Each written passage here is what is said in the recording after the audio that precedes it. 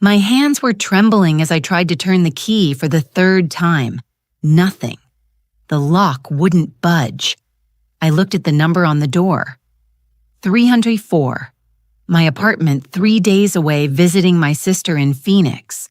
And now this. The hallway was empty silence save for the distant hum of the elevator. I tried again, putting my shoulder into the door. The key went in, but it wouldn't turn, as if someone had filled the mechanism with glue. I felt a knot tighten in my stomach.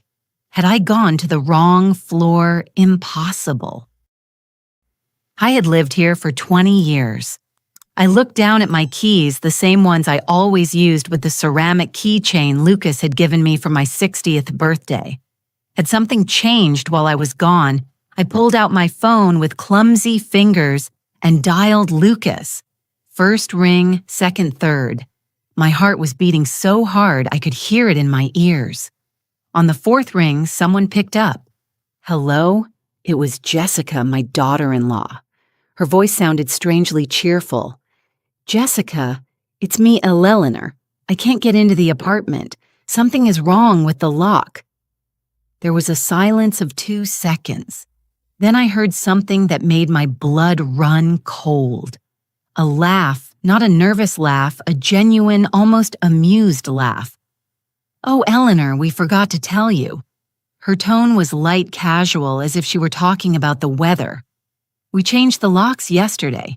You know how it is. We needed more security. 18. I pressed the phone against my ear. You changed the locks, but why didn't you tell me I'm standing out here with my suitcases? It's what, another laugh.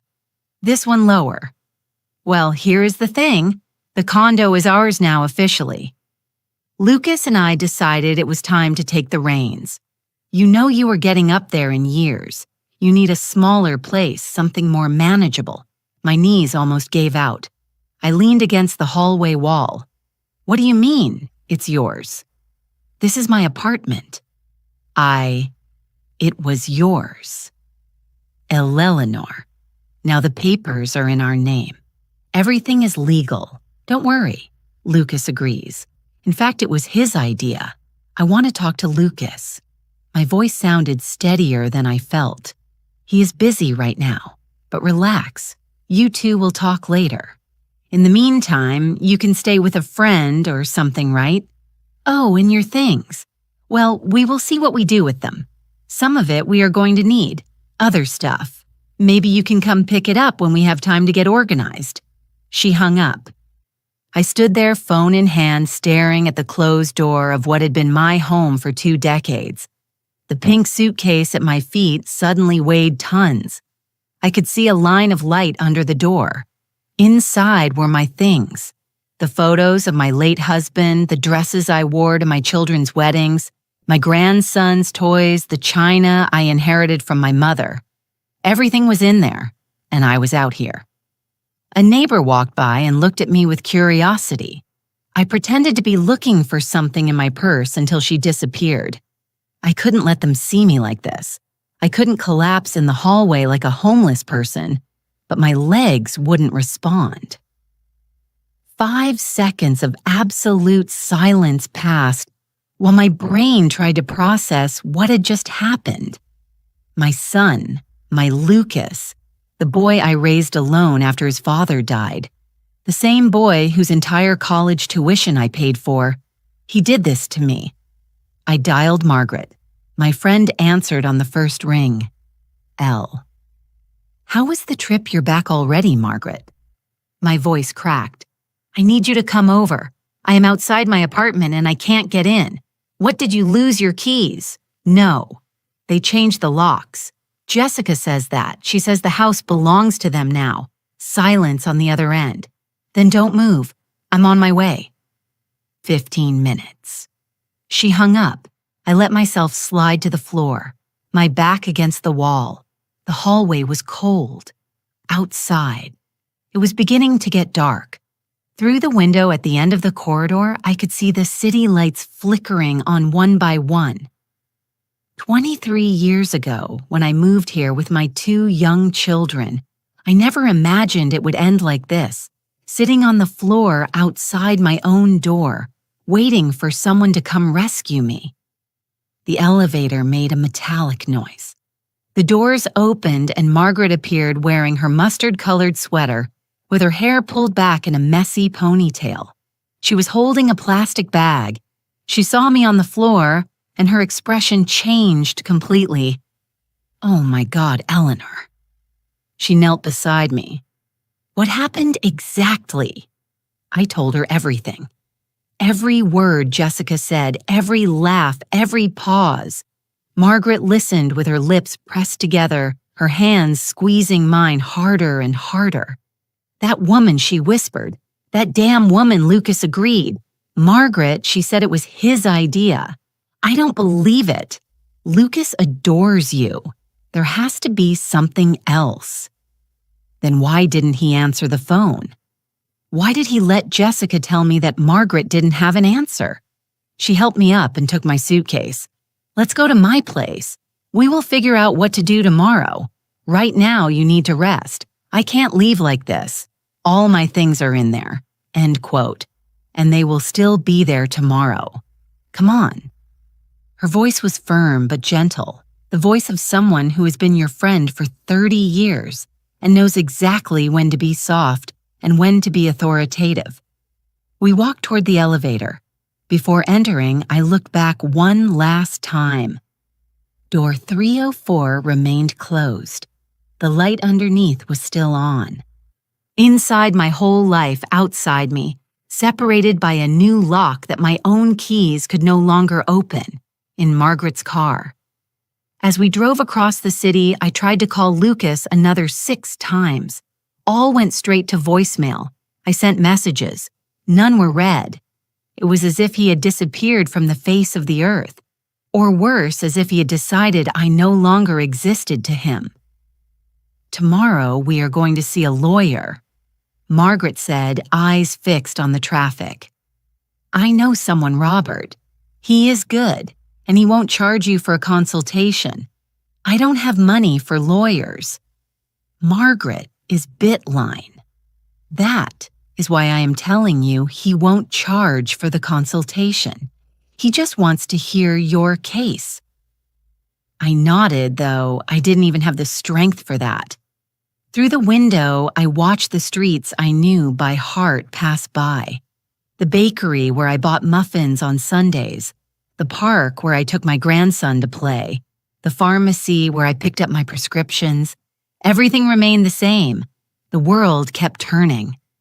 People walked, laughed, lived, and I was in that car feeling as if someone had just ripped the heart out of my chest and thrown it in the trash. When we arrived at Margaret's apartment, I sat on her beige sofa and finally allowed myself to cry. I didn't sleep that night. I stayed in Margaret's guest room staring at the white ceiling, counting the hours. Every time I closed my eyes, I saw Lucas's face when he was a child. 5 years old in his school uniform, waiting for me at the door after class. 10 years old crying because the other kids teased him for not having a father. 15 hugging me when I told him I couldn't buy him the phone he wanted because we barely had enough for food. And I always found a way. Always. I worked double shifts at the hospital for 8 years to pay for his college. I sold my mother's jewelry to give him the down payment for his first car. When he married Jessica, I gave them $20,000 I had saved for my retirement. "So you can start off, right?" I told them. And Jessica hugged me that day with tears in her eyes, calling me Mom. At what moment did everything change? At 7 in the morning, Margaret knocked on the door with a cup of coffee. "Robert can see us at 10 euro. How do you feel? Like I was hit by a truck?" "Perfect. That means you are alive." She tried to make me smile. It didn't work. Robert's office was downtown on the 3rd floor of an old building with creaky stairs. He received us with a firm handshake. He must have been about 50. Gray hair at the temples, brown eyes that looked directly at you. the kind of man who inspires immediate confidence. "Tell me everything from the beginning," he said, taking out a notepad. I told him, from when I bought the apartment 20 years ago, a widow with 2 small children. How Lucas grew up there. How he met Jessica in college. How they got married 8 years ago. How I gave them money to start. How Jessica slowly began suggesting that I was getting too old to live alone in such a large place. How she insisted I move in with them, but I refused because I valued my independence. How 6 months ago, Lucas asked me to put the apartment in his name, just in case something happens to you, Mom, to avoid probate court. And I, trusting and stupid, did it. Robert stopped writing. He looked at me over his glasses. "You signed property transfer papers." "Yes." Lucas said it was just a preventive formality, that the apartment was still mine, that it was just to facilitate the inheritance. "Did you read what you signed?" The silence was my answer. Robert sighed. It wasn't a judgmental sigh. It was the sigh of who has seen this story too many times. "Mrs. Eleanor, legally, if you signed the property transfer, the apartment now belongs to Lucas. And if Lucas decided to transfer it to Jessica or put it in both their names, he has every legal right to do so." I felt the floor open up beneath my feet. But it was my home. I paid for it. I worked 20 years to pay for it. I know. And morally, what they did is repugnant, but legally. He shook his head. "It is complicated. We could try to prove there was coercion, that they tricked you, but we would need proof. Messages, witnesses, recordings. Do you have anything like that?" "No." "I trusted my son." "I understand." Robert leaned back in his chair. "Look, I can try sending them a legal letter, pressure them. See if they get scared and return the apartment. But if they decide to fight this, could drag on for months, years, and you will need money for legal fees, court costs, filings. How much money? $5,000 minimum, maybe more. I didn't have $5,000. I barely had $800 in my savings account. My pension was $400 a month. I did the math mentally and realized something devastating. I was ruined homeless without sufficient savings. At 70 years old, Margaret put her hand over mine. "I can lend you something ill. I am not going to take your money, Margaret. You aren't taking it. I am giving it to you," Robert interrupted us. "There is another option. I can try to negotiate with them.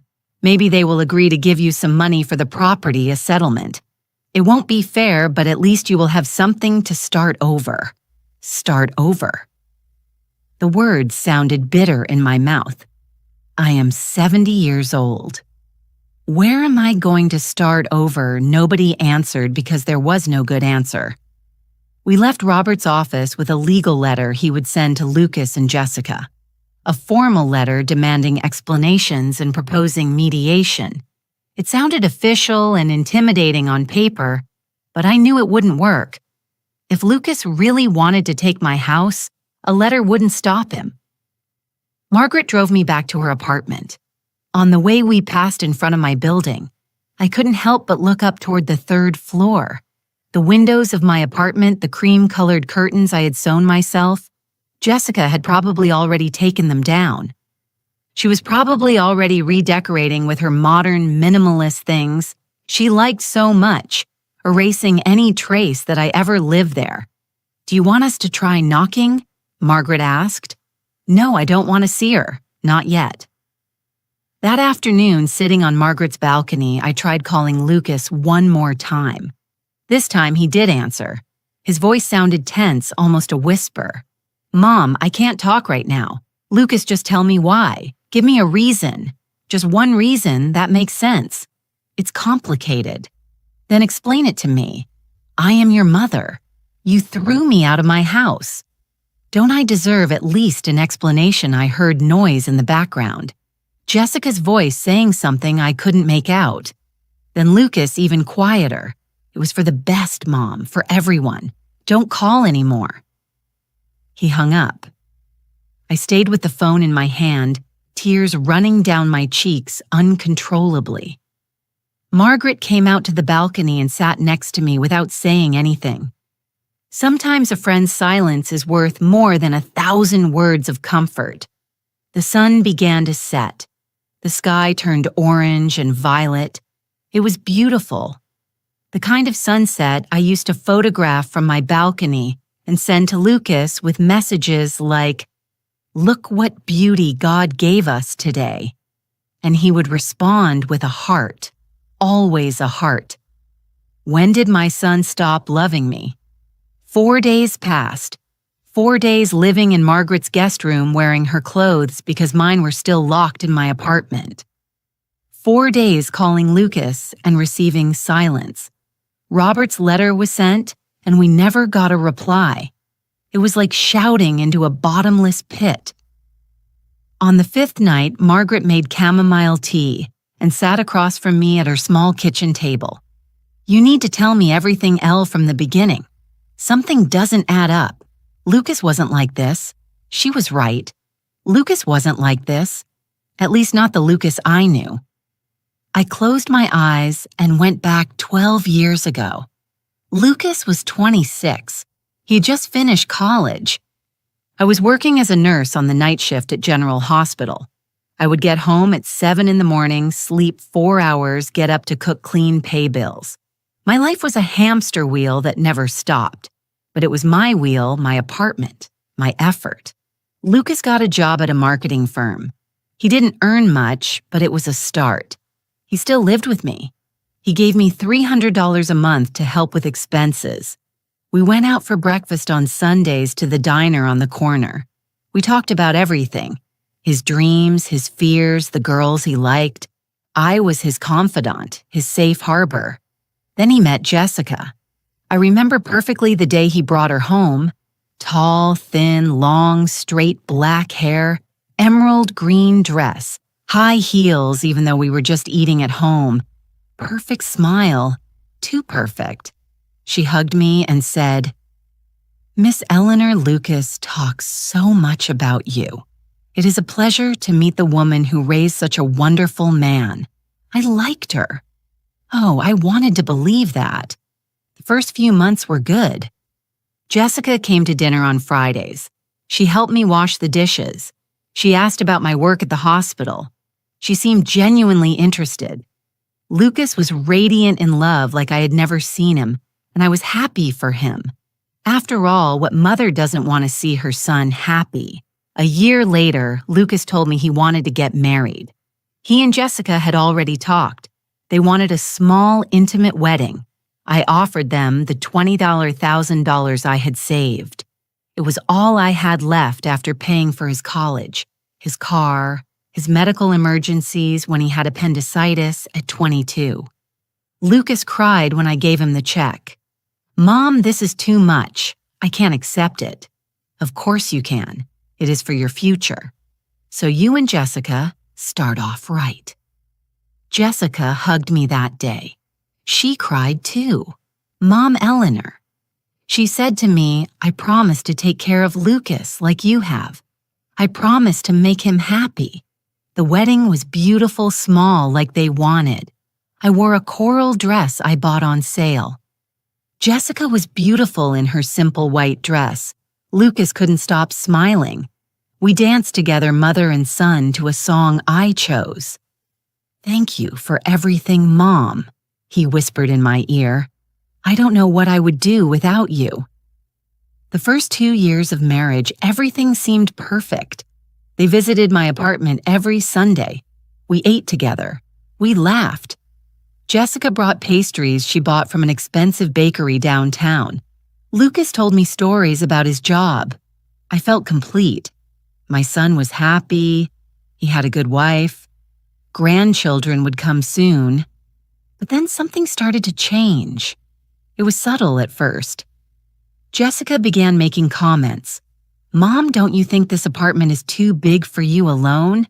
It must be exhausting to keep it clean. Oh, Lucas worries so much about you living here alone. What if you fall and no one notices? Oh, there are some lovely senior living communities with nurses and everything. It would be safer. I ignored them. I was 70 years old, yes, but perfectly capable of taking care of myself. I was still working part-time at the hospital. I did yoga twice a week. I walked every morning. I didn't need to be locked up in a home as if I were an invalid. The Sunday visits began to space out. Every 2 weeks, then once a month, then every 2 months. There was always an excuse. Jessica had work. Lucas was tired. They had a family commitment on her side. I tried not to take it personally. Young people have their lives. It is normal.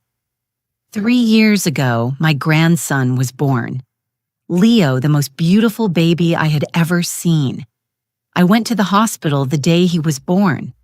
I held that boy and felt my heart multiply by 1,000. I am going to be the best grandmother in the world, I promised Lucas. But Jessica had other ideas. Mom, I really appreciate your help, but we have everything under control. We don't want to bother you. That's what she said when I offered to watch Leo while they worked. Besides, you are getting older. A baby is a lot of work. We don't want you to get hurt. It hurt. But I accepted it. Maybe she was right. Maybe I was too old to chase a crawling baby all over the house. Visits to see Leo had to be coordinated weeks in advance, and they were always short an hour max. Jessica always found a reason for me to leave. Leo has to sleep. Leo is cranky. Leo needs his routine. Lucas just nodded. He never defended me. He never said, "Mom, stay longer." A year ago, Lucas arrived alone at my apartment one afternoon. Without warning, he looked nervous. "Mom, I need to talk to you about something important." I sat on the sofa, heart racing. "What is it? Are you sick?" No, it's about the apartment." He sat next to me. He took my hands. "Look, you aren't going to live forever. I'm sorry. I know it sounds awful, but it is the truth. And when you are gone, this place is going to go into horrible probate procedures, taxes, lawyers. It can take years. Jessica and I were researching, and the best option is for you to transfer the apartment to my name now. That way, when something happens, everything is easier. But you keep living here. Obviously, it is just a paper, a formality." I looked him in the eyes. "My son, my Lucas, are you sure it is just a formality?" "Completely." "Mom, I would never hurt you. You know that." And I believed him because he was my son, because I had raised him, because I trusted him more than anyone in the world. I signed the papers. 3 weeks later, a notary came to my apartment. Lucas was there, smiling, assuring me everything was fine. Jessica sent a message. "Thank you for trusting us, Mom. Eleanor, Lucas, and I will always take care of you." That was the last time she called me Mom. The following months, things got strange. Lucas stopped answering my calls with the same frequency. When he did, the conversations were short, cold. Jessica didn't even fake kindness anymore. On the few occasions I saw them, she treated me like a stranger, like a nuisance. 6 months ago, I stopped seeing Leo completely. He is in a difficult stage, sweetie. Better when he grows up a little more. That was all they told me. And now telling all this to Margaret at her kitchen table with the cold tea between my hands, I finally understood. Jessica planned this from the beginning. From the day she met Lucas and saw his mother had a paid-off apartment in a good part of the city, she studied me. She charmed me. She earned my trust. She waited patiently. And when she had everything secured, she discarded me like trash. And Lucas, my Lucas, let it happen. Margaret listened to every word without interrupting. When I finished, she had tears in her eyes. That woman is a monster, And Lucas, God, Lucas is a coward. He is my son, Margaret, and he betrayed you. He let his wife manipulate you, use you, and throw you away. You can't defend him just because he came out of your womb. She was right. But it hurt to admit it. It hurt to accept that the boy I carried on my back when he had a fever, the teenager who cried in my arms when his first love rejected him, the young man I applauded at his graduation, that same man had destroyed me without blinking. The next day, I received a message from an unknown number.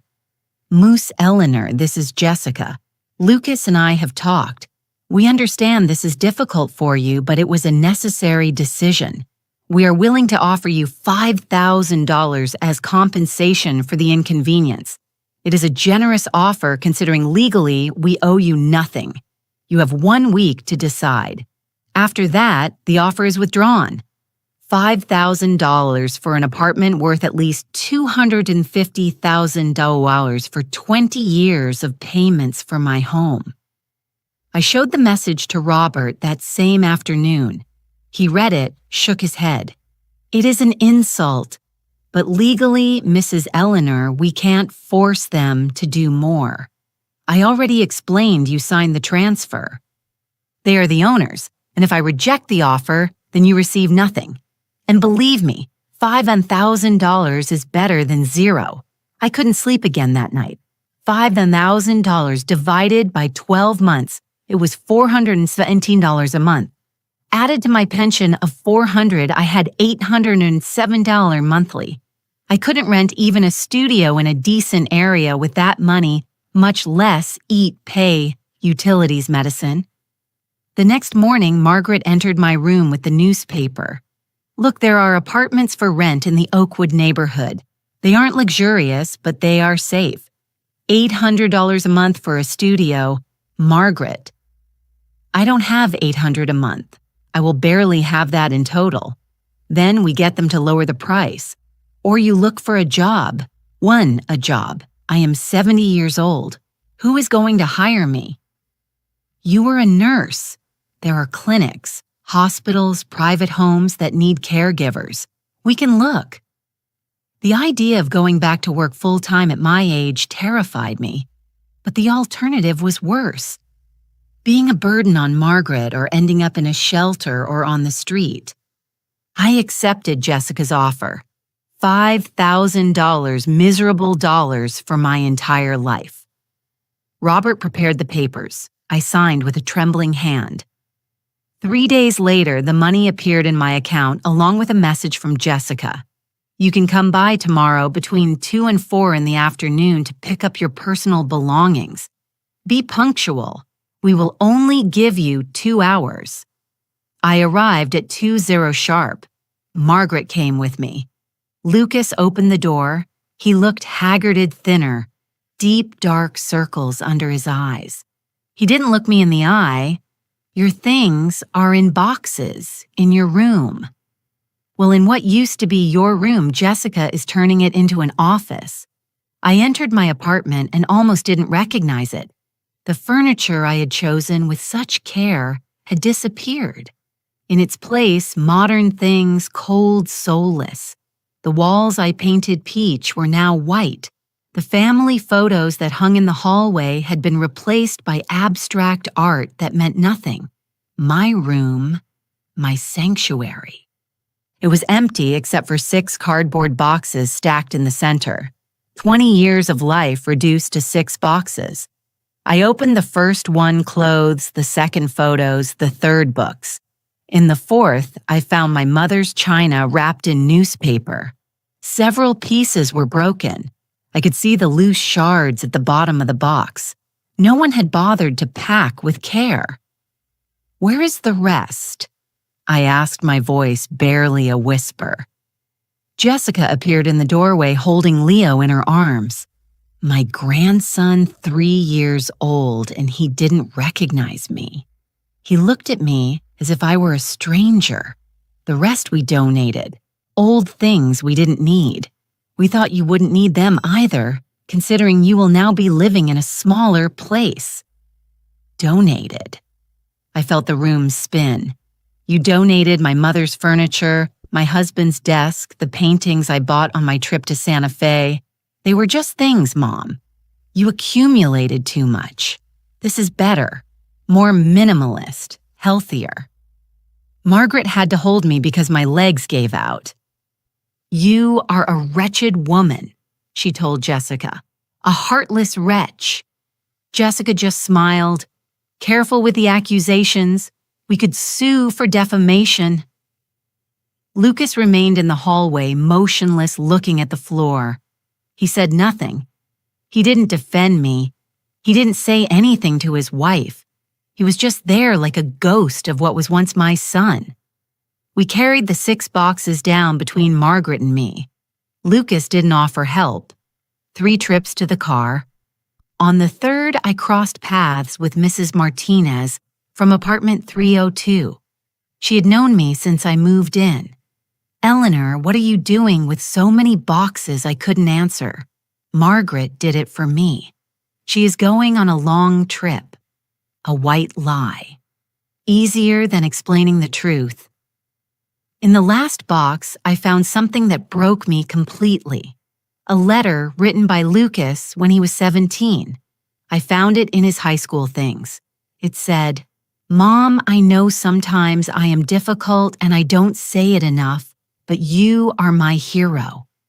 Everything I am is thanks to you. Someday I'm going to take care of you like you have taken care of me, I promise. I love you more than anything in the world. The uneven handwriting of a teenager. The honest words of a son who loved his mother. Where was that Lucas now? What did Jessica do to him to transform him into this stranger who let me carry boxes without helping me? Back at Margaret's house, I opened every box looking for specific things. My wedding photo album. It wasn't there. The letters my husband wrote me while we were dating. Neither were they. The pearl necklace my grandmother left me. Gone. The blanket I knitted when Lucas was a baby. I didn't find it. Everything that had sentimental value had been donated or thrown away. They only left me the basics. Clothes, some books, loose photos, objects without importance to them, but that were my history, my identity. That night, I called my younger daughter, Sarah. She lived in Houston with her husband. We hadn't spoken in months because we had drifted apart since she got married and moved. I told her everything. Mom, I can't believe it. Lucas was always the perfect son. How could he do this to you? I don't know, honey. I don't know. Do you want to come to Houston? I can. Well, we don't have much space, but we can manage. I am not going to be a burden on you, too. You wouldn't be a burden, but we both knew she would be. Sarah and her husband could barely handle their own expenses. Adding another person to their small apartment would be a disaster. I hung up feeling lawnier than ever. 70 years old without a home with $5,000 that would evaporate in months.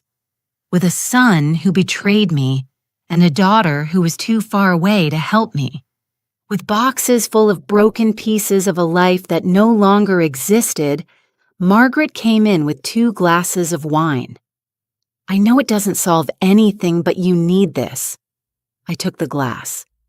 The wine was warm, cheap, but in that moment it tasted like the only thing I had left the kindness of a friend who hadn't abandoned me. What am I going to do, Margaret? You are going to survive because that is what you do, what you have always done.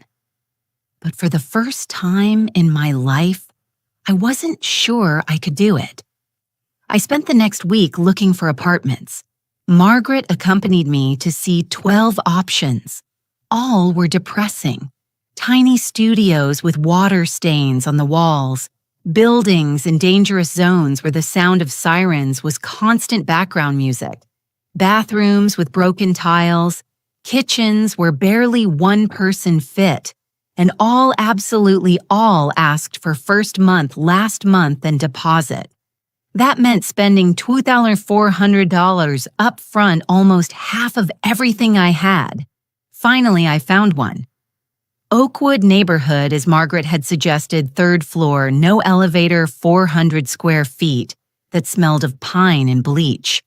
The landlord was a man of about 60 named Mike. He had a prominent belly and a kind smile. "It is small but safe," he said, knocking on the wall as if demonstrating solidity. "Includes water, electricity, and gas is separate. $750 a month. $750. 50 less than what I had seen in other places. Why so cheap? Because the building is old. It doesn't have modern amenities, but it is honest. No surprises. I signed the lease that same afternoon. $250 from my account. I had $2,750 left. With luck, 4 months of rent if I didn't eat, didn't get sick, didn't need anything. I moved 2 days later.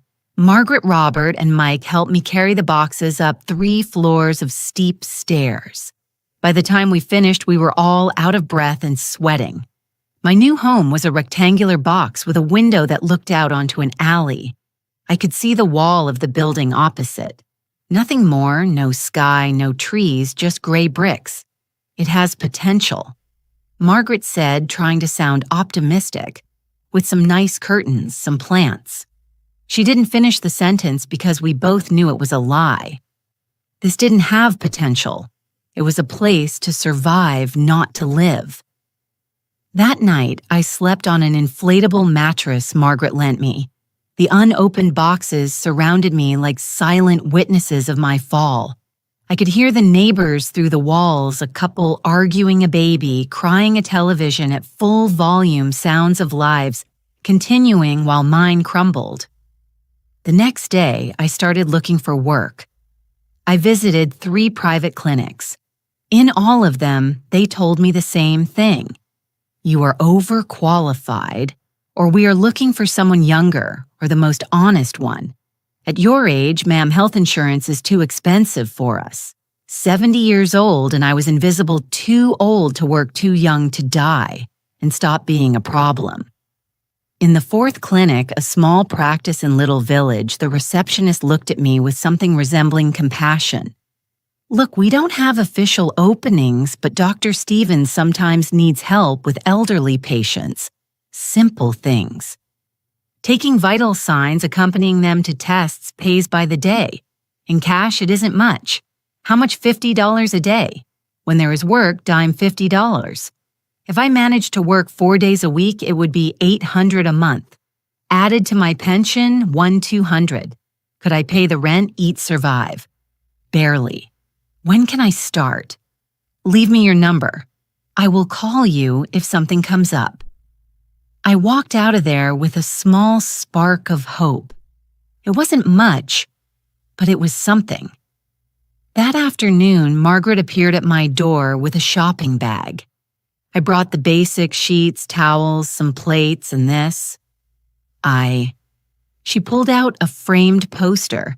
It was a beach at sunset, bright orange and pink colors. So you remember the world is still beautiful even when it doesn't seem like it. We hung the poster on the only free wall. It was absurdly optimistic in that depressing space, but something in me clung to that image, to that promise that somewhere the sun still set over the ocean. That beauty still existed. Over the next few days, I established a routine. I woke up at 6 hours, walked 30 minutes in the nearby park, came back breakfast of coffee and toast called clinics, hospitals, retirement homes, asking for work, received rejections, ate something simple at noon, rice, beans, eggs, cheap things that filled you up. In the afternoons, I tried to organize my space, arranging the few belongings I had left so the place looked less sad. It didn't work. The nights were the worst. The silence after the neighbors went to sleep. Just me and my thoughts. I thought about Lucas, about Leo, about my apartment that was now theirs. I imagined Jessica decorating my room, erasing every trace that I ever existed there. I imagined Lucas sleeping in what was my living room without remorse, without guilt. How does someone sleep after betraying their own mother? 1 week later, the clinic called Mrs. Eleanor. Dr. Stevens needs help tomorrow. An 82-year-old patient needs accompaniment to an MRI. Can you do it? Yes, of course. I arrived 15 minutes early. Dr. Stevens was a man of about 55. Tall, completely white hair, thick-rimmed glasses. He shook my hand firmly. Eleanor Wright. Look, Mr. Campos is a complicated patient. He has early Alzheimer's. He gets confused easily. I need you to accompany him. Keep him calm. Make sure he follows instructions. Can you do that? I was a nurse for 35 years. Doctor, I can handle it. And I did. Mr. Campos was a sweet old man who thought I was his daughter. I let him believe it. I held his hand during the scan. I told him stories to distract him from the noise of the machine. When we finished, he was calm and smiling. Dr. Stevens paid me $50 in cash. You did an excellent job. Can you come back Thursday? I have another patient who needs accompaniment to chemotherapy. I'll be there. I walked out of the clinic with $50 in my pocket, feeling almost human again. It wasn't much, but it was mine, earned with my effort. Nobody had stolen it from me. Nobody had taken it away. That night, Margaret invited me to dinner at her apartment. She had prepared roasted chicken with vegetables, real food, not the sad leftovers I had been eating. Tell me how it went, she said, pouring me wine. I told her about Mr. Campos, about Dr. Stevens, about the $50. Margaret smiled. See, you are rebuilding step by step. It doesn't feel like rebuilding. It feels like barely surviving. Sometimes they are the same thing. After dinner, Margaret brought out a laptop. Look, I found something that might interest you. There is a community center near your new apartment.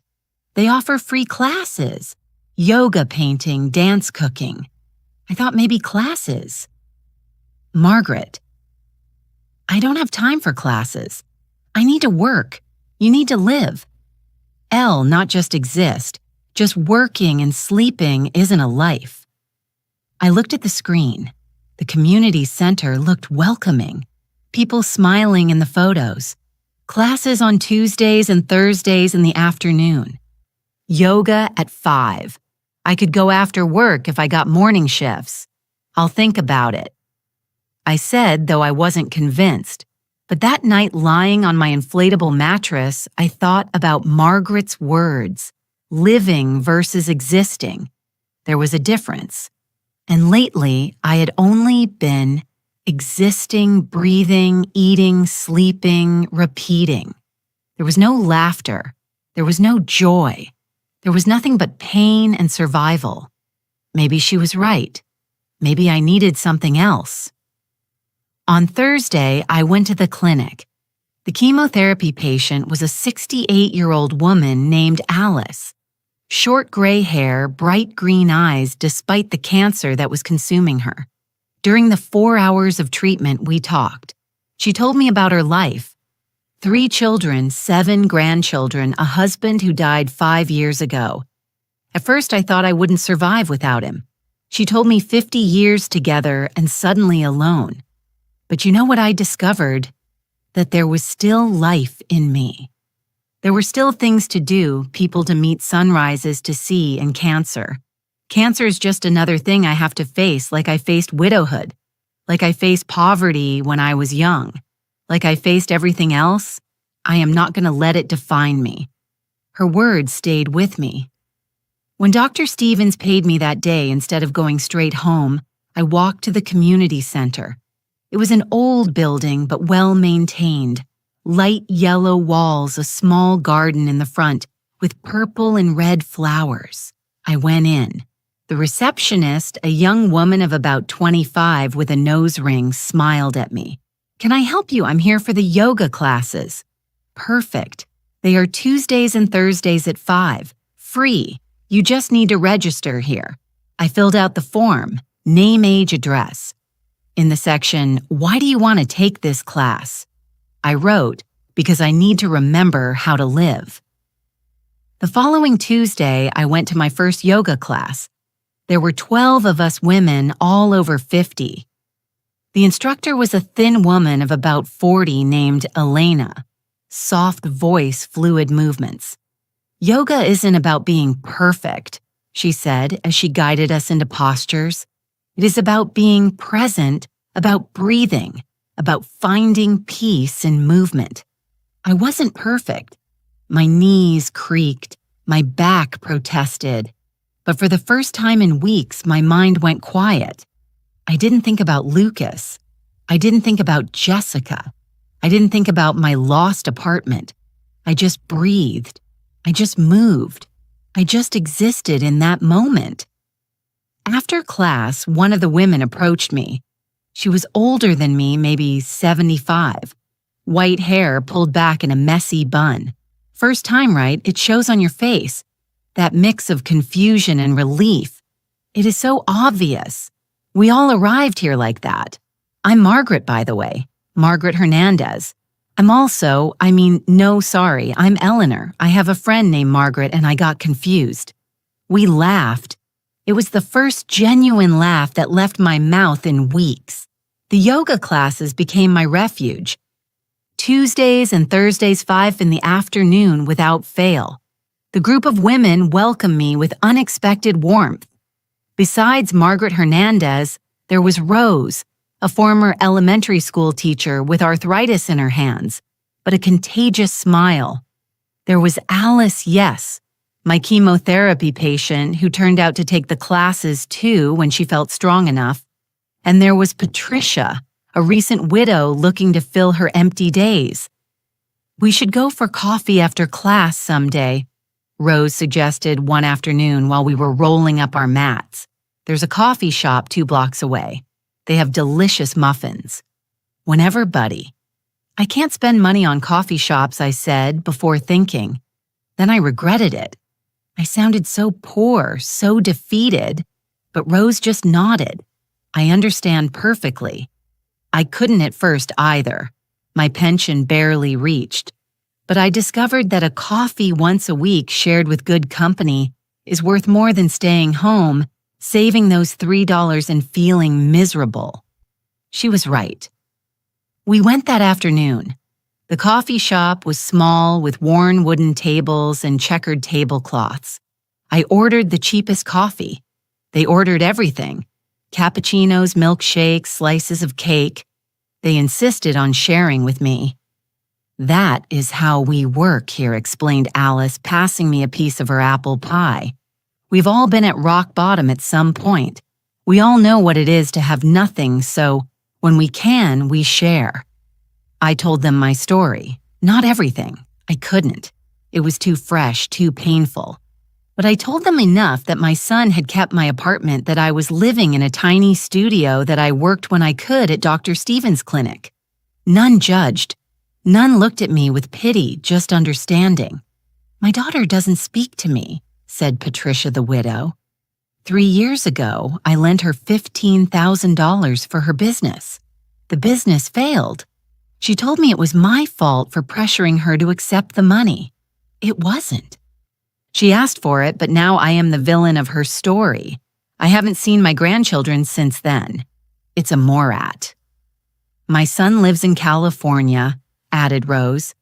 "He calls me on my birthday and Christmas twice a year as an obligation, like checking a box on his to-do list.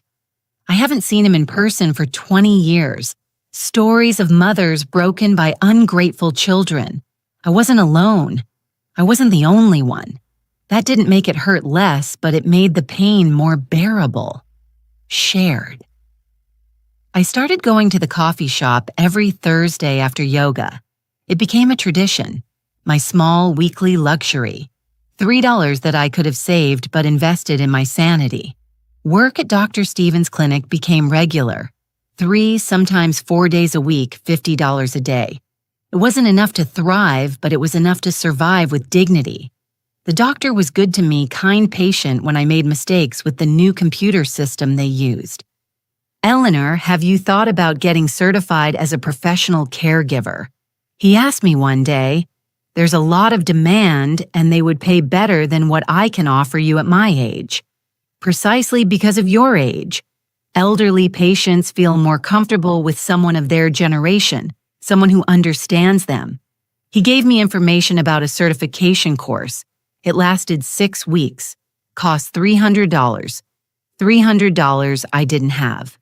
I kept the brochure anyway. That night in my tiny apartment, I did the math. If I worked 4 days a week for 2 months, I could save the $300. I would have to eat even cheaper. Rice and beans almost every day. No coffee on Thursdays, no extra expenses. But it was possible. For the first time in months, I felt something resembling hope. A plan, a future, small, modest, but mine. 2 weeks later during yoga class, Elena announced there would be a special class on Saturday. Yoga at sunrise in the park to welcome the new day with intention and gratitude. "I'll wait for you at 6:00 in the morning." "H too early for me," joked Rose. But I went. I arrived at the park at 5:50. The sky was still dark, barely painting itself gray on the horizon. Elena was already there setting up mats. And there was someone else, a man, tall, thin, white hair cut very short. He looked my age, maybe a little older. "Good morning," he greeted me with a smile. "I'm Arthur." "Like the king," he laughed. "Yes, like the king, but I'm not royalty. I'm a retired history professor and addicted to yoga, apparently." 18. We did the class while the sun came up. It was magical. The golden light filtering through the trees, the fresh morning air, the silence of the park before the city woke up. I felt alive in a way I hadn't felt in years. Afterward, Arthur approached while I rolled up my mat. "Do you come often to the regular classes? I hadn't seen you. I go Tuesdays and Thursdays in the afternoon. You must come at another time." "Exactly. Mondays, Wednesdays, and Fridays in the morning, but Elena convinced me to try this special class. I don't regret it." We walked together toward the park exit. Easy conversation light. He talked about his years as a professor, about his love for history, about his wife who died 4 years ago, cancer. It took her quickly, 6 months from diagnosis to the end. "I'm sorry, me too. But I learned that grief doesn't have to consume you. You can carry it with you and keep living. In fact, it is the only thing you can do. It is not abitted." We reached the corner where our paths separated. "It was a pleasure meeting you, Eleanor. I hope to see you at another special class." Likewise, Arthur. I went home with a strange sensation, warmth, as if something good had just entered my life. Not romance, not at my age, but maybe friendship company, someone who understood loss. The next Thursday after yoga while we drank coffee, I told the girls about Arthur. Rose looked at me with bright eyes. "Oh, Elle, is he handsome? It isn't about that.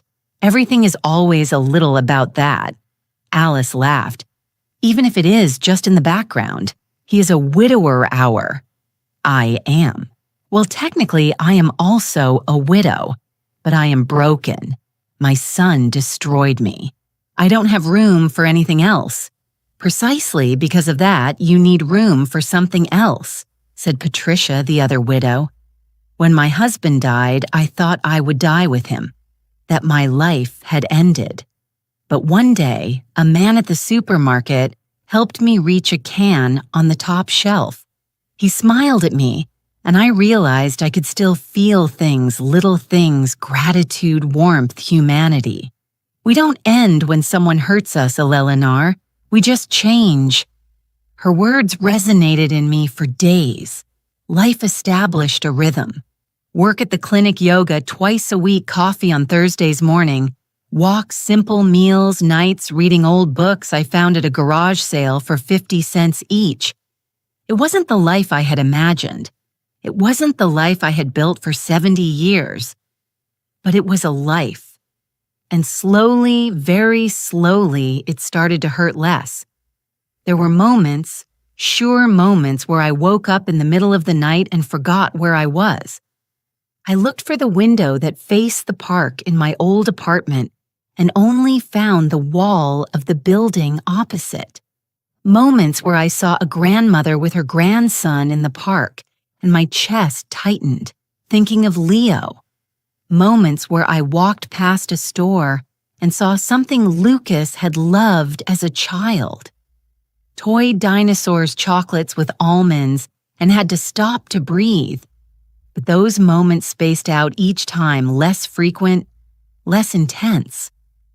One Saturday, 6 weeks after moving into my studio, Elena announced another sunrise class. I went again. Arthur was there too. This time after class, he invited me to breakfast. I know a place that makes the best pancakes in the city. My treat. I hesitated not because of him, because of me. Because of the fear of starting to depend on someone's kindness, of opening up, of trusting. They are just pancakes, Eleanor, he said with a smile. Not a lifetime commitment we went, and he was right.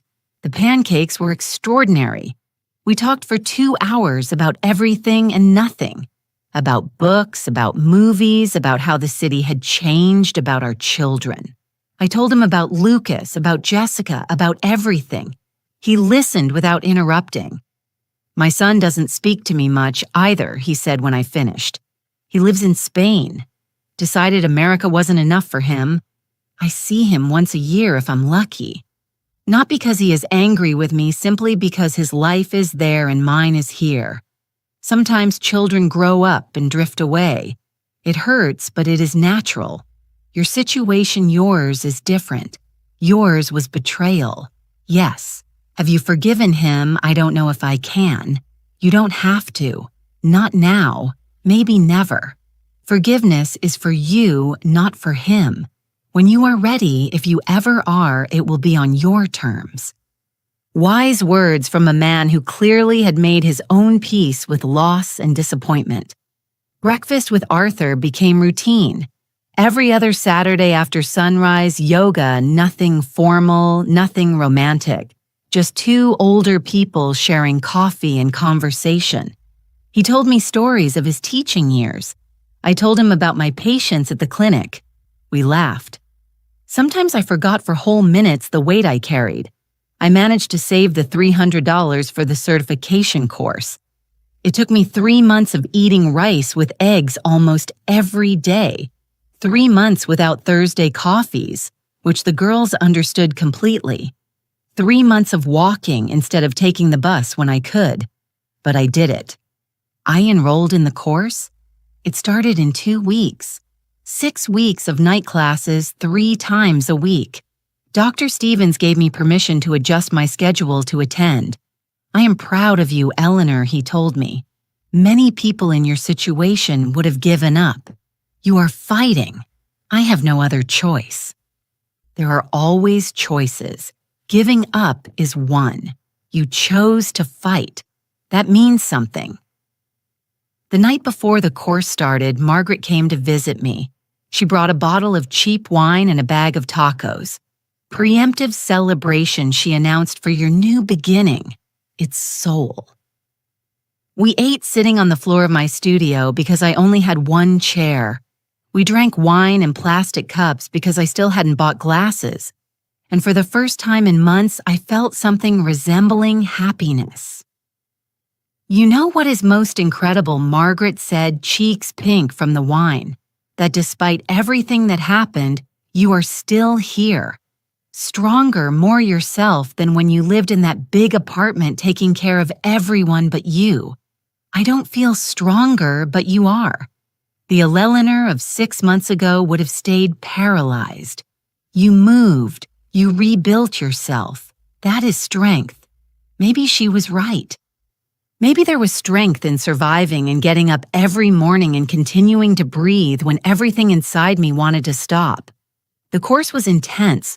We learned care techniques for patients with reduced mobility, how to handle basic medical emergencies, hygiene protocols, legal aspects of professional care. There were 20 students. I was the oldest. Some looked at me with curiosity. A 70-year-old woman studying again, but most treated me with respect. I met a classmate named Alice. Not my yoga Alice. Another Alice younger, maybe 50 years old, recently divorced. My husband left with a woman 20 years younger, she told me during a break. Left me with nothing. I have to reinvent myself or starve. I am reinventing myself too, I told her. Why? If it isn't too personal to ask, I told her a summarized version. My son, the apartment, the betrayal. She shook her head. Children can be cruel. My daughter took her father's side. Says I drove him away with my demands. My demands were that he not cheat on me. Apparently, that is asking too much. We laughed bitterly. The dark humor of betrayed women. The 6 weeks passed. The exams were difficult, but I passed them. All of them. I received my certification in a small ceremony at the same community center. Margaret went Dr. Stevens too, and Arthur the professor and the yoga girls. My small chosen family. We are proud of you, said Rose, hugging me tight. Look at everything you have achieved. With certification in hand, I started applying to professional care agencies. The response was immediate. There was demand a lot, especially for someone with my experience as a nurse. One agency offered me a position night care for a 92-year-old woman with dementia. 8 hours a night, 6 nights a week, $15 an hour. That was $120 a night, $720 a week, $2,800 a month. It was more money than I had seen in years. I accepted immediately. The patient was named Mrs. Connie. She lived in a big house in the Gold Coast with her daughter Jessica. Yes, another Jessica. The universe had a cruel sense of humor, but this Jessica was different. Kind exhausted from caring for her mother alone for years, she needed help desperately. My mother doesn't sleep well, she explained. The first day she gets up, walks around, gets confused. She needs someone to be with her to keep her safe, to get her back to bed when she gets up. Can you do that? Of course. The job was easier than I expected. Mrs. Connie was sweet when she wasn't confused. She called me honey. She told me stories of her youth that changed every time she told them. At 2 in the morning, she asked me where her husband was dead for 30 years. I told her he was sleeping in the other room. That calmed her down. The nights were long but quiet. I read while Mrs. Connie slept, did crosswords thought. I had a lot of time to think. I thought about Lucas, about whether he was happy in my apartment, about whether Leo ran through the hallways I used to clean, about whether Jessica had changed the furniture again, about whether they ever thought of me. One night, 3 months after starting with Mrs. Connie Jessica, the daughter brought me coffee. Eleanor, I want you to know how much I appreciate what you do for my mother and for me. I couldn't do it alone. It is my job. It is more than that. You care for her with affection. Not everyone does. I have had caregivers who only saw a check. You see a person. Her words moved me because she was right. I saw Mrs. Connie. I saw a woman who was once young, strong, full of life, who had dreams, who loved, who lost, who kept going like me. My own mother died 5 years ago, Jessica continued. Well, my blood mom. Mrs. Connie is my mother-in-law, but I take care of her as if she were mine, because that is what you do when you love someone. You take care of them even when it is hard, even when it costs you.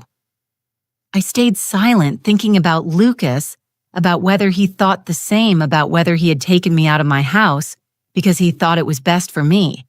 I didn't believe it, but the doubt was there.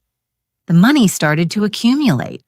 $2,800 a month plus my pension plus the occasional jobs I kept doing with Dr. Stevens on days off. Suddenly, I had $3,500 monthly. I paid my rent, my utilities, my food, and I had left over. For the first time in months, I breathed easily. I opened a savings account. I started depositing $1,000 every month.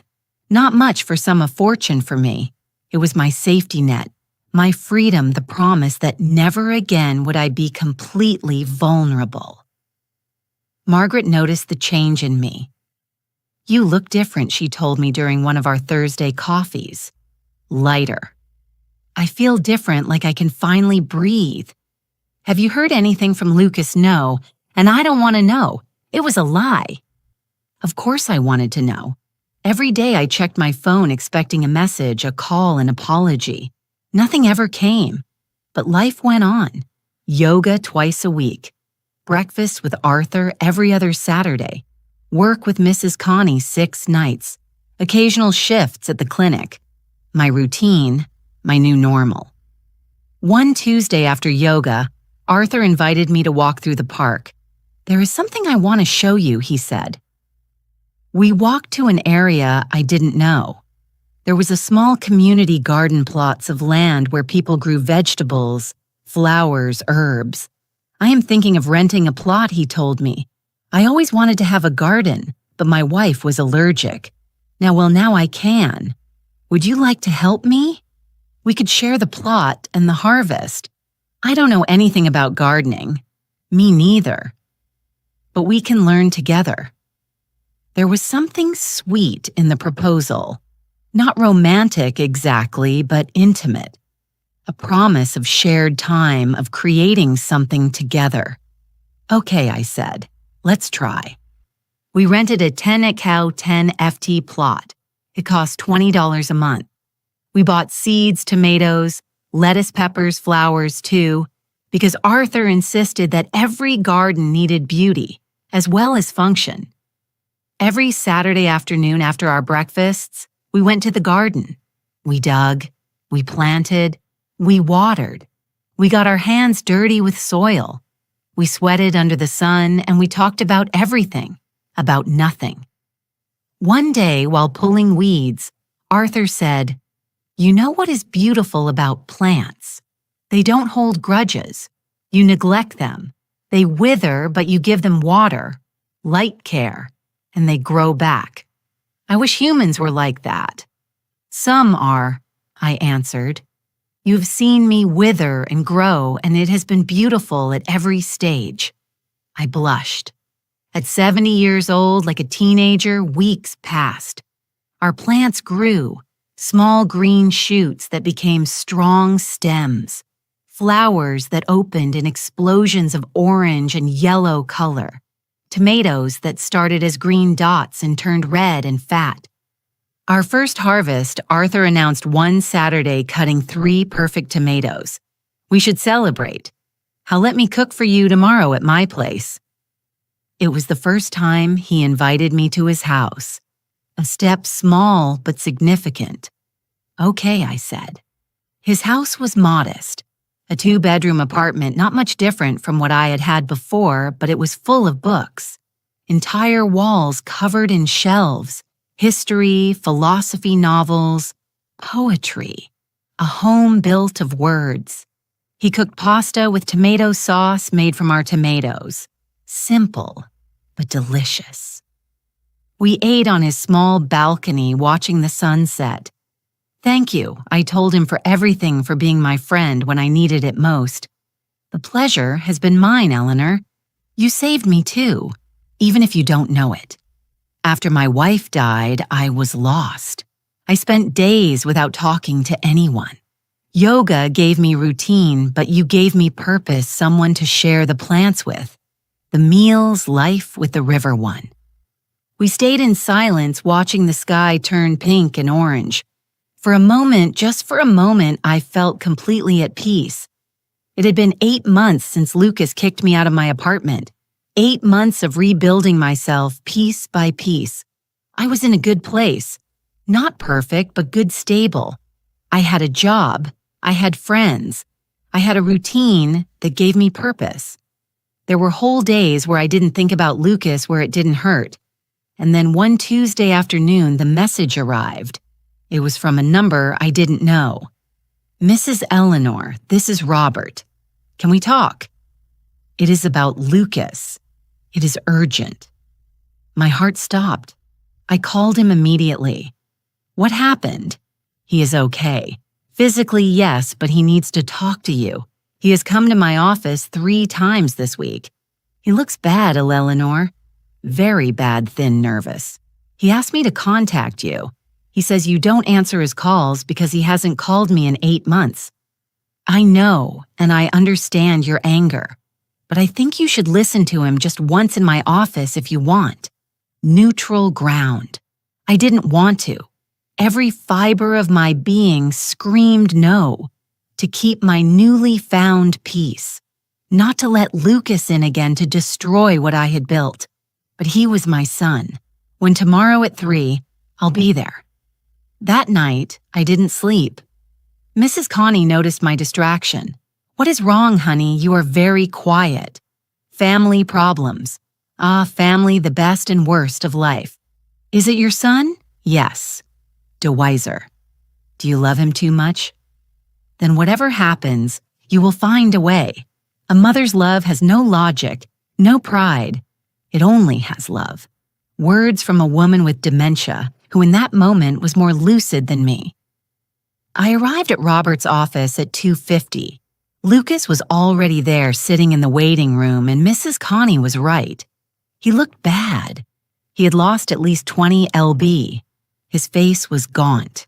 Deep circles under his eyes like craters, wrinkled clothes, unwashed hair. This wasn't the Lucas I knew. This was a destroyed man. He saw me and stood up. "Mom, don't call me that." My voice sounded colder than I intended. Robert ushered us into his office. We sat in opposite chairs. Lucas kept wringing his hands. "Speak," I said. Robert said it was urgent. Lucas took a deep breath. His hands were shaking. "Mom, what happened? What we did wasn't what it seemed." Oh, really? You didn't kick me out of my house? You didn't change the locks? You didn't offer me $5,000 for an apartment worth $250,000? What part wasn't what it seemed? All of it. Everything. Mom, please. I need you to listen. And I know I don't deserve for you to, but he broke, literally broke in front of my eyes, tears running down his face, sobs shaking his entire body. I stayed paralyzed. I couldn't comfort him. I couldn't touch him. But I couldn't watch him suffer without feeling anything either. Robert passed him a box of tissues. Lucas wiped his face, trying to compose himself. 2 years ago, Jessica's brother got into trouble. Big trouble. He owed money to dangerous people, organized crime, $50,000 for drugs he was supposed to sell and lost. I felt the floor move beneath my feet. They came looking for him, but he had fled. So they went for Jessica. They said if the family didn't pay, they would kill her and they would kill Leo, my son. Mom, my baby. They had photos of him. They knew what school he went to. They knew everything. My God, we didn't have $50,000. But we had the apartment. Your apartment. It was worth more than enough. I proposed a plan to them. I could sell the apartment, pay them, and we would all be safe. But there was a problem. He looked me straight in the eyes. If they knew you had money, that you had assets, you became a target, they could kidnap you, extort you, hurt you to get more money. So we had to make it look like we were estranged, like we had left you with nothing, that it wasn't worth going after you. My mind tried to process what I was hearing. You protected me by being cruel to me. Yes. And Mom, it killed me. It killed me every day. Every time I didn't answer your calls, every time Jessica spoke badly to you. Every time I saw your messages asking about Leo and had to ignore them, I cried every night. Jessica, too. We didn't want to do this to you, but it was that or risk them killing you. Why didn't you tell me?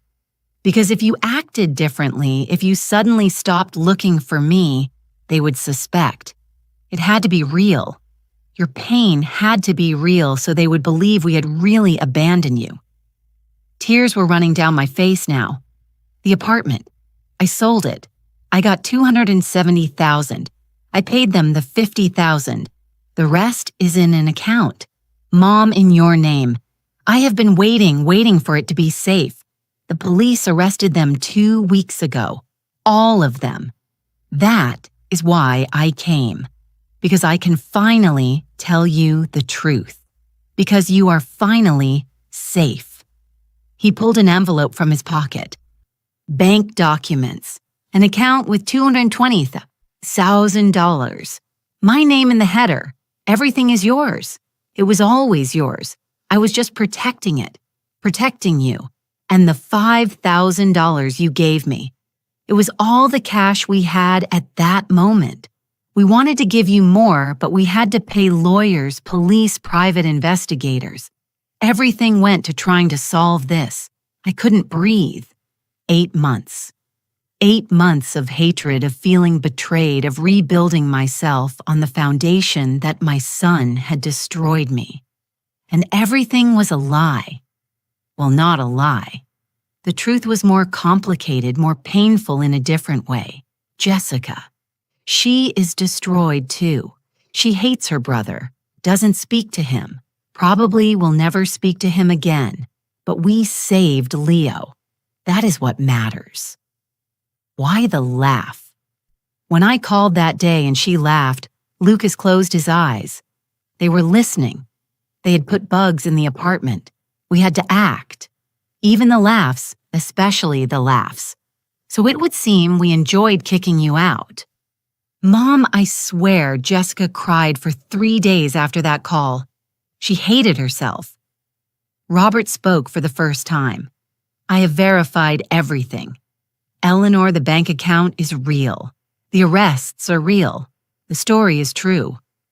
I looked at Lucas, my son who had carried this weight alone, who had hurt me to save me, who had loved me in the most painful way possible. I come every week to your old building, whispered Lucas. I sit on the stairs across the street waiting to see you leave just to know you are okay, that you survived. I have seen how you leave early in the mornings, how you come back late.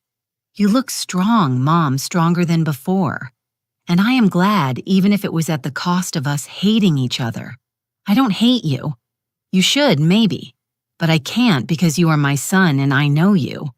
The Lucas I know would never hurt me without reason. I should have known. I should have trusted that. No, we did everything so you wouldn't trust. So it would be real. We stayed in silence. The weight of 8 months of pain floating between us. Leo, he misses you. He asks for you all the time. When is Grandma coming?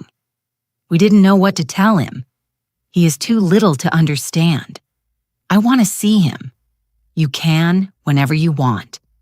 When you are ready, I won't pressure you. I know you need time to process all this. I looked at the documents for the account. $220,000. I could buy another apartment. I could retire for real. I could have the life I had lost back.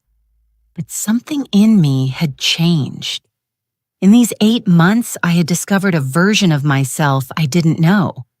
An Eleanor who could survive alone, who could make new friends, who could work hard and feel proud, who could find unexpected love in a community garden with a widowed professor. I didn't want to lose that Eleanor just because I now had money again. I need time, I said finally, to think, to feel. This is a lot, I know. Take all the time you need. But Mom, please believe me when I tell you not a single day passed without me thinking of you, without hating myself for what we were doing to you, even if it was for the right reasons. I left Robert's office in a state of shock. Lucas tried to hug me before leaving, But I pulled away not with anger, just with a need for space, for air, for time for my brain to process what it had just heard. I walked aimlessly for hours through streets I didn't know. I passed stores without seeing them.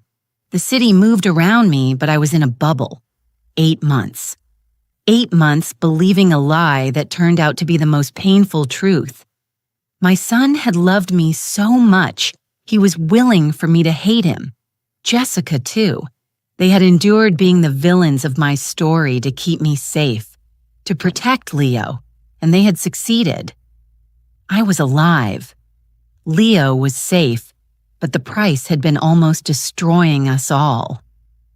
I ended up on a park bench, the same park where I did yoga, where I had planted the garden with Arthur. I took out my phone. I had messages. One from Margaret. How did it go with Lucas? Call me. One from Arthur. Reminder that tomorrow we water the plants. Are you still on? One from Dr. Stevens. Can you cover a shift tomorrow afternoon, my life? The life I had built on rubble. The life that now made sense, but in a completely different way. I called Margaret. I told her everything. Every word Lucas said, every detail of the bank account, every tear. Oh my God. Elle, I can't even process it. How do you feel? I don't know. Relieved, furious, sad, happy, everything at the same time. It is possible to feel all that together after what you have lived. It is possible to feel anything. So $222, Margaret. I could buy a condo. I could stop working nights. I could have my life back. But I don't know if I want that life back. The Eleanor who lived in that apartment was asleep. Comfortable, but asleep. The Eleanor of now is alive, awake. I feel everything more intensely, the good and the bad. Then don't go back to being who you were. Be who you are now, but with more resources. Wise Margaret, always wise. That night, I worked with Mrs. Connie as always. I didn't tell her anything, because she wouldn't remember anyway, but her presence was comforting. At 3 in the morning, when she woke up confused looking for her dead husband, I guided her back to bed with infinite patience. You also lost someone, she asked me with surprising lucidity. I see it in your eyes, that pain of someone who lost something important. I thought I had lost my son, but it turns out he was just hiding, protecting me in his own way. And now that you found him now, I have to decide what to do with that. Love isn't black and white, honey. It is gray. It is complicated. It is forgiving even when it hurts, especially when it hurts. She fell asleep again, leaving me with her words. The following days were a roller coaster. Lucas called me. I didn't answer immediately. I needed space, but I sent him a message. I need time. I am not angry, just need to process. He replied, I understand. I will be here when you are ready. I love you, Mom. Those words, I love you, Mom. It had been 8 months since I heard them. They felt real now. Not empty, not forced. Real. On Saturday, I went to the garden with Arthur. While we watered our tomatoes, I told him everything. He listened without interrupting as always. When I finished, he remained thoughtful. You know what the hardest part of love is, he said finally, that sometimes they protect us in ways that hurt us, and we have to decide if the love behind the wound is enough to forgive the wound itself. Could you... I forgave my son for not coming to his mother's funeral. He was in Spain, said he couldn't get a flight in time. Later, I found out he could. He simply didn't want to. Couldn't face seeing her in a coffin. Preferred to remember her alive. It hurt that he wasn't there. But I understood why. Did you tell him no? Because his pain was real too. Not everything needs to be said. Sometimes forgiveness is silent. Wise words from a man who had lived enough to understand the gray nuances of human relationships. A week later, I called Lucas. I want to see Leo. When tomorrow in the park, neutral ground, just him and me first. Later, you and I can talk, whatever you want. Mom, whatever you need. On Sunday, at 10:00 in the morning, I was at the park. Lucas arrived with Leo by the hand. My grandson, he had grown so much in 8 months. He was no longer a baby. He was a little boy with messy black hair and his father's eyes. Lucas let him go. Leo ran toward me. Grandma. He didn't even hesitate. He hugged my legs with the strength of a small bear. He smelled of baby shampoo and cookies. I knelt down. I hugged him. I cried on his small shoulder while he patted my head. Don't cry, Grandma, I'm here. Lucas stayed at a distance, giving us space. Leo and I played. He told me about his school, about his friends, about the dog he wanted, but his parents wouldn't let him have, as if the last 8 months hadn't existed. Children have that capacity to live in the absolute present without grudges, without baggage. After an hour, Lucas approached. Leo ran toward the swings. We were left alone. Thank you for coming, he said. He is my grandson. Of course I was going to come. And us, you and me. I breathed deep. I understand why you did what you did. I even respect it. You protected your family like I protected you your whole life. But Lucas, it hurt. It hurt more than you can imagine.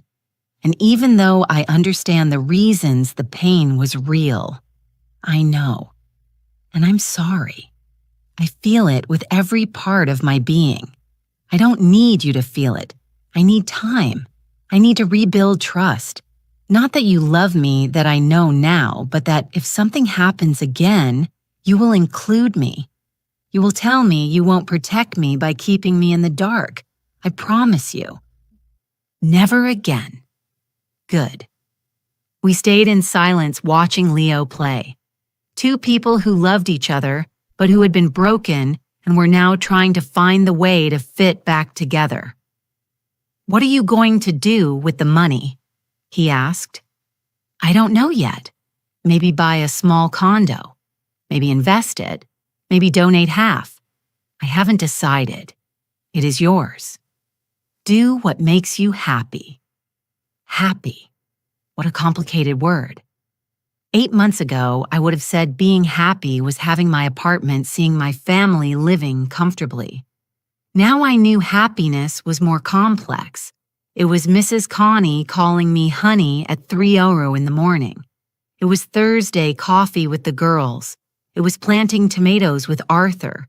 It was feeling that I had a purpose beyond just existing. 2 weeks passed. I made decisions. I bought a condo. Not big, like the one I had lost, but nice. 2 bedrooms, a balcony with a view of the park. It cost $180,000. I had $40,000 left in savings, enough for emergencies. For freedom, I told Dr. Stevens I would reduce my hours. I wouldn't stop working completely.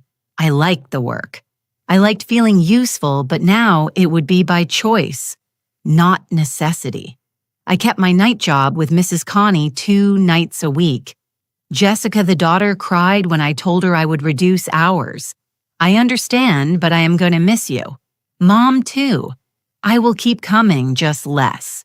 I need time for me, too. My new apartment was 10 minutes from the community center. I kept going to yoga. I kept having coffee on Thursdays. I kept cultivating the garden with Arthur. One afternoon while we were cutting lettuce, Arthur said, I have been thinking about something. What that? I like you as something more than a friend. My heart paused. Wait. Let me finish. I know we are both older. I know it is complicated. I know maybe it is silly to think of romance at our age, but I have lived enough to know that love has no age. And what I feel for you is love. You don't need to reciprocate. You don't need to do anything about it. I just needed you to know. I looked at this man, this widowed professor who had helped me plant tomatoes, who had listened to me without judging, who had given me space to heal. I like you too, I said, but I am still broken in process. I don't know if I have room for romance. I am not asking for room. I am asking for time that we continue as we are. And if someday, in 6 months, in a year, in 5 years, you decide you want more, I will be here.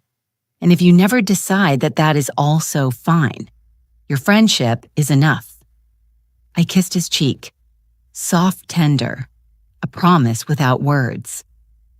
A month later, Lucas, Jessica, and Leo came to dinner at my new apartment, the first family dinner in 8 months. Jessica cried when she arrived. Eleanor, I am so sorry. I know Lucas explained, but I need you to hear it from me too. I love you. I have always loved you. Hurting you was the hardest thing I have done. I hugged her. I know it is over. We are here now. That is what matters. We had dinner. We laughed. Leo spilled juice on my new sofa. And instead of getting upset, I laughed because it was life. It was real. It was my family, complicated and broken, but mine. When they left, I stayed on my balcony. The sun was setting over the city, orange and pink, like the poster Margaret had given me months ago.